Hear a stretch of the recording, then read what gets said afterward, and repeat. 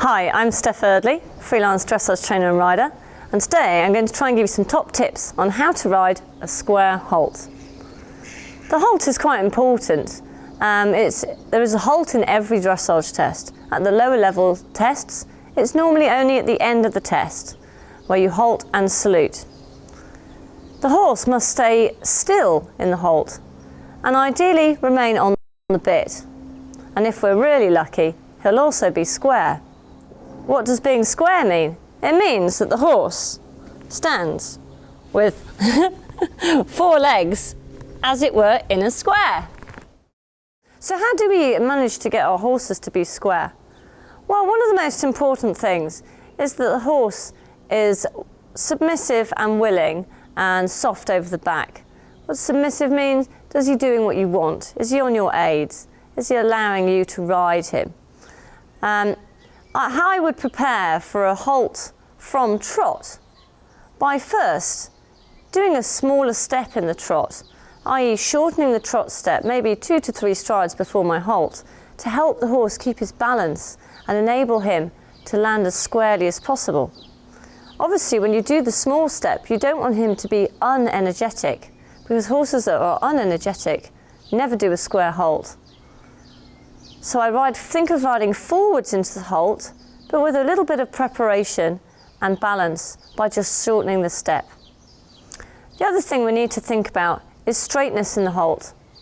So it's a good idea to practice this.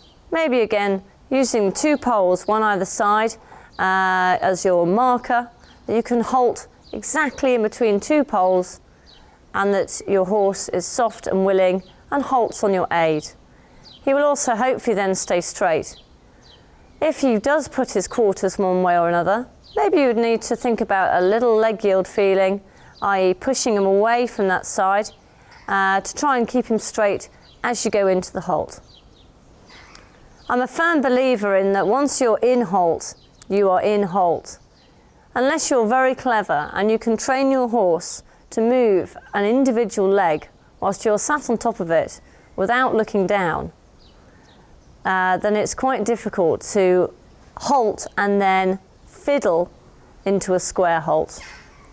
I normally try and keep enough energy and softness and prepare well so that I nail it first time. Also, sometimes the horse might feel unsquare, but if you looked at his legs, he would only be marginally misaligned. But what you feel is not always what you see, and sometimes people do good halts and then they ask the horse to move and make it into a bad halt. So try and do it first time. So the other thing we have to remember is that to prepare the horse for our nice halt, we've got to keep him between our hand and leg. So we can't just pull on the reins to make him stop. We've got to have a little bit of a closing leg and maybe some very gentle half halts, so he doesn't lean against the bit and pull his head up and out, but that he stays round and that our leg is guiding him and asking him to remain stepping under into the halt. One top tip I have for horses that anticipate a halt is that at home you practice several times riding the centre line and maybe pretending to halt and then moving on again, or practice your test without a halt, or maybe just a transition to walk. A lot of horses get very wise. They know that when they come down the centre line that they're going to halt, and all they seem to want to do is stop. So you have to prepare at home that your horse is willing and will still move forwards even though he's anticipating.